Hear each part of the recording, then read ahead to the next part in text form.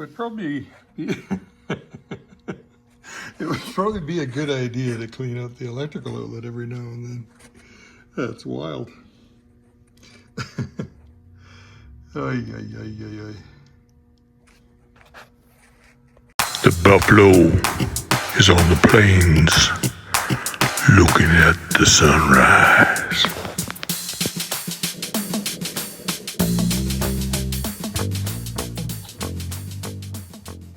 We got all the pump part off of the motor. I picked up a new pulley, but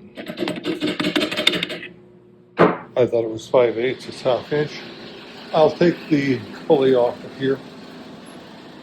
It's the right size.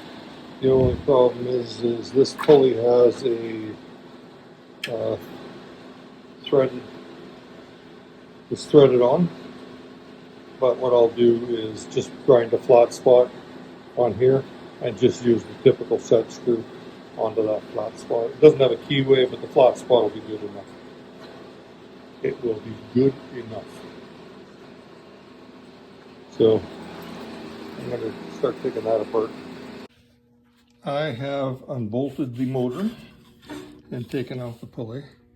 I've got to disconnect it from the electrical and then remove the pulley and put it on the new motor. It would probably be it would probably be a good idea to clean out the electrical outlet every now and then. That's wild. Ay, ay, ay, ay, ay. You know it's old when the nut on it is square. That's from the ground wire and holding it to the frame. Let's see what the other one is. I think there's another one up in there. Yep. Okay, that's all taken loose, or made loose or removed. I will put the cover back on the motor and wrap up the cord and stick it in inventory, because the motor itself still runs good, just not enough jam. This motor is a 2.5 horse 2-speed. It has a high and a low speed. So what we're going to delete is the high speed, because I don't really want my saw running at 3,450 RPM. Somewhere here. Yeah, typical motor speed is 1725 on most things that you use. This and motors can be run at 34, but the basic speed is the 1725 for a piece of equipment, table saw, anything like that. This is a pump motor from a hot tub, so you want more bubbles, put it on a higher speed. I don't want faster blade speed. So I'm going to do a little bit of deleting here and rewiring. I also have to wire a switch in, so we'll get that taken care of. We have the pulley installed, got that all taken care of. The shaft got ground a little bit so we could put the set screw in and place the key on top of it. Now what I've done is I've actually marked for the holes, because they don't line up with the existing holes. I've marked where the slots need to be, and I'm just going to get those drilled out, and then this gets placed down there, motor gets installed, and Frankenstein should come back to life. Well, Frankenstein won't, but the machine of Frankenstein will. Let's see if Frankenstein's machine is alive.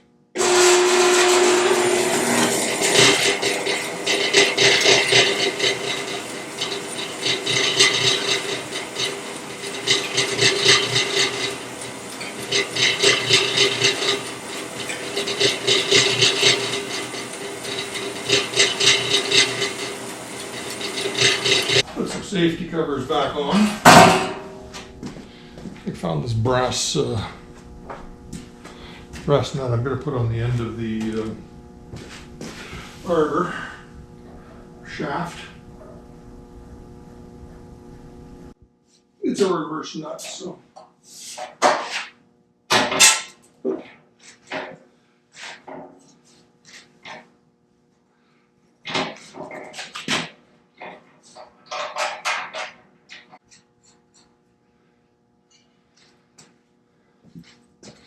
Putting the safety cover on the belt, and then I'll put.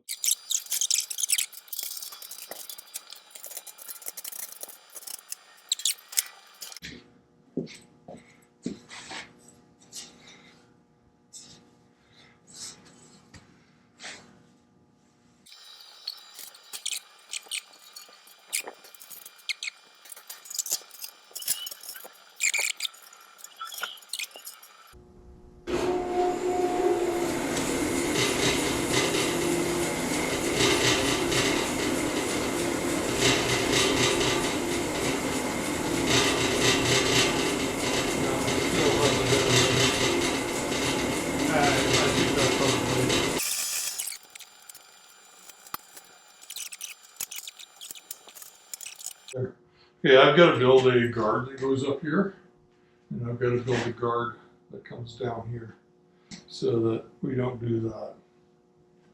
Because that would be ugly, real ugly. Okay, I've got a wooden fence for it. Let's see if this will cut something.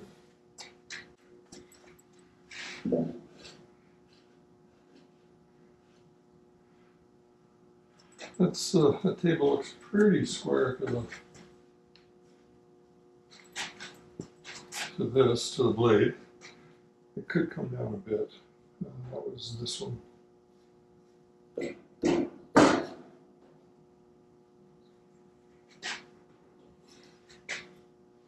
That's really square.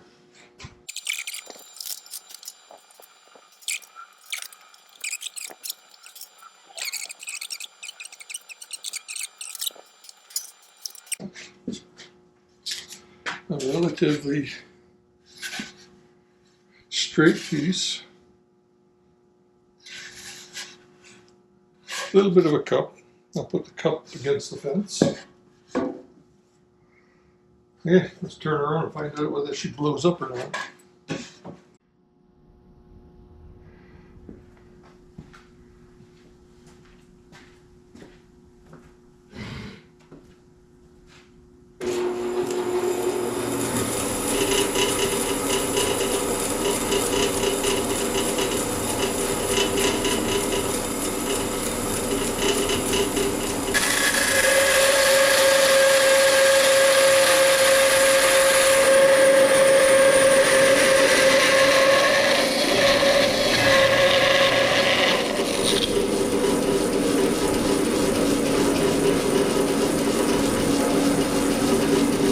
Pretty straight.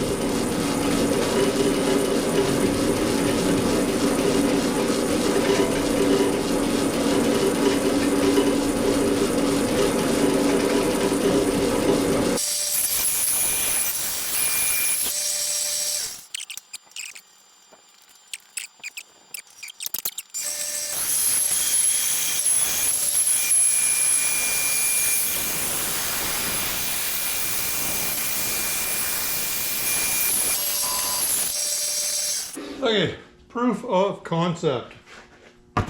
My Frankenstein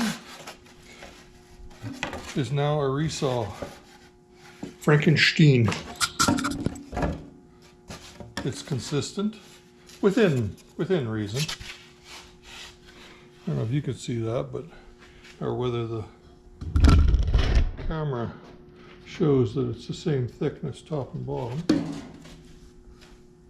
I got a little thinner at this end. Which end did I cut? Yeah. After I adjusted these, it did make it a little bit thinner. I think it pushed the blade over that way a bit. So, but everything looks good. I've just got to get it cut, set it up for what I want it for. Hey, pretty cool.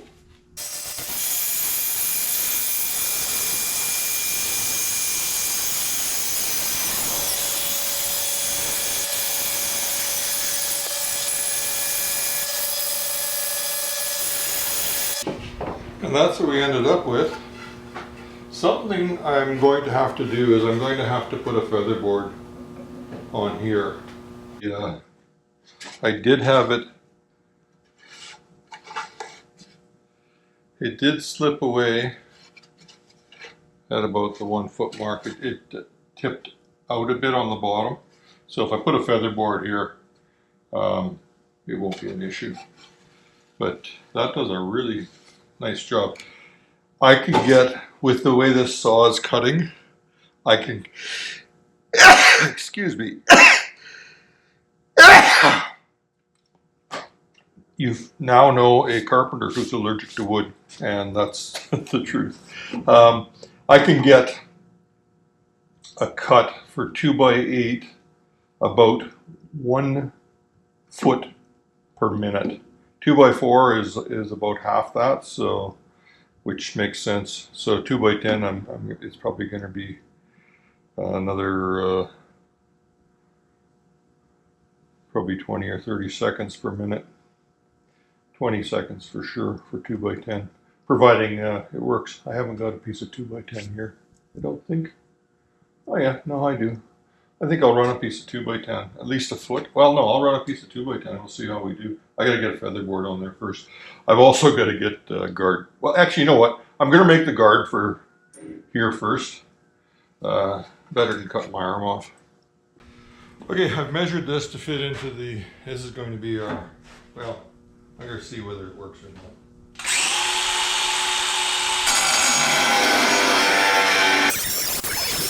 Okay. What I need to do is notch it right here so that this can come over and I can drill a hole in right there.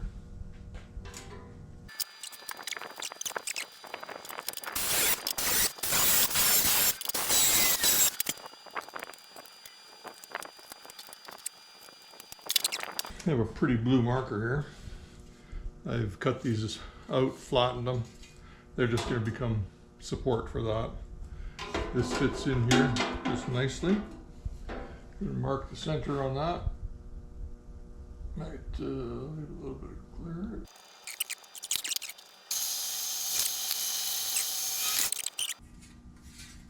Right where it's supposed to be. This is not precision drilling. This is not a how-to video. It's a how the heck we did it video. Okay, that looks really good.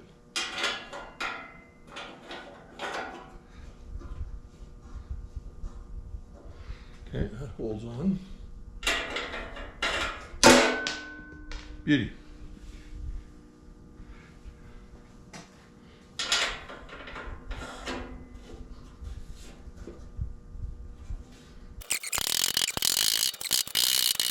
There, I planished this a little bit better.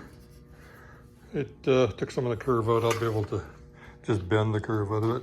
What my intention here is, we are going to line this up with this. So, I don't know if that's going to be deep enough. Yeah, it'll be deep enough.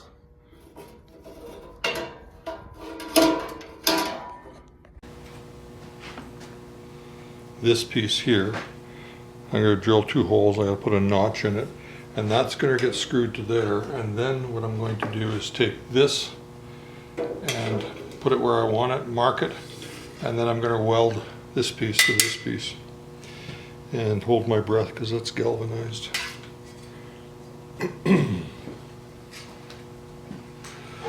We'll get the fans running too, so I don't have to breathe that stuff.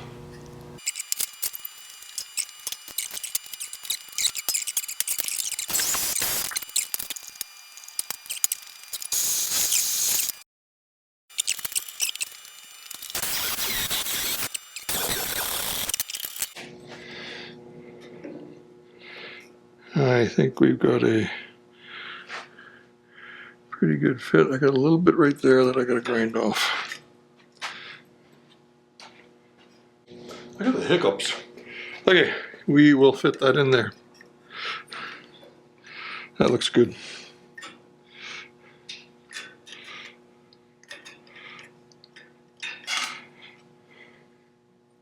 I think this will all work.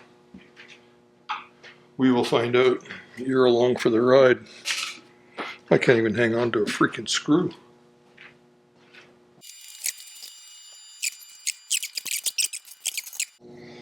And we have a reasonably good guard, because this, when this goes up and down, this will slide with it. I can't just attach it to something rigid, because this piece here, and I lengthened this piece here. This used to be 12 inches and now it's 24. So I added an extra foot to it. And the extra piece that I put into the frame of the saw was actually 18 inches. So it's a 3x3 square tubing with plates welded top and bottom and then bolted through. But I'm going to weld this on, and then by screwing it in two places there, that'll keep it secure. And then it rests pretty good up at the top here. Up here, it'll be secure. Those two screws won't let it tip forward or backwards. So, and then if I run into it, it's being braced by the actual frame up there. You can see my bubblegum welding. It's hard to weld metal this thin.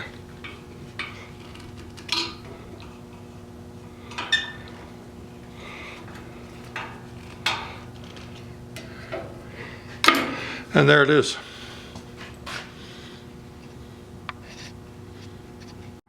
That is Frankenstein. The guard has been welded, some bubblegum welding.